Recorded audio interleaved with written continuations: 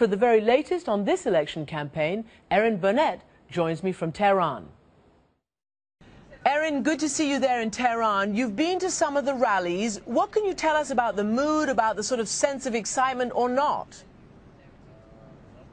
Well, you know what's interesting, Christiane, is, today, the day before the campaigning, they had to take all the signs down, so it seemed a little bit quieter. But last night, when we went to a couple of rallies, there were thousands of people, and they were very passionate. I mean, then you saw people sort of impromptu gatherings on the street chanting. We went to a rally for Saeed Jalili, the nuclear negotiator, and that one, Christiane, was really fascinating. He had the parents of a nuclear scientist who had been murdered, and that sparked chants among the thousands there of death to America, death to Israel. Yet we were there, and they knew we were American, and people were very happy to answer our questions and to talk to us. So it seemed more of a rallying cry than anything else. But obviously, he's been running Jalili as more of a hardliner. We went to a rally for Mayor Kalibov, the mayor here of Tehran. He also has been talking about resistance, and his supporters were flooding the streets and all sorts of flyers around, also very passionate. And I know you also went to headquarters of the reform candidate, Rouhani. I just wanted to get a sense of what it felt there, because some have said that there's a last-minute surge for him.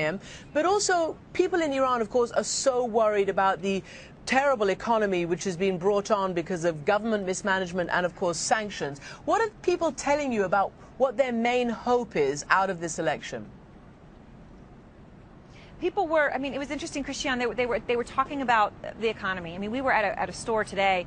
Prices have doubled, and even for things like watermelon. Iran's one of the largest producers of watermelon in the world, but with labor costs going up and the problems with inflation, even prices for things made locally have surged. People's incomes haven't gone up as much, so they're very worried about the economy.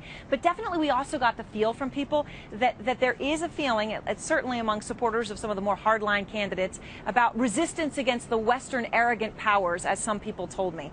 So people are worried, and it's very much a focus in terms of the negotiations with the West. And at the Rouhani headquarters, Christiane, it seemed the most Western to me. I obviously was covering the U.S. elections up in New Hampshire at the campaign headquarters. This one felt a little bit more like that. A lot of people, ground workers trying to pass out flyers. And the campaign manager said something to me totally opposite of what I'd heard at the Saeed Jalili rally. He said, "We are open to talking with the United States. Maybe not immediately after the election if we win, but I believe that Rouhani would be willing to do that." So even though everyone says there'll be no policy change here, no matter who wins, there are some divergent points of view. There are indeed. Erin, thanks very much. Obviously, we're watching closely, and we'll talk to you again tomorrow, the day of the elections.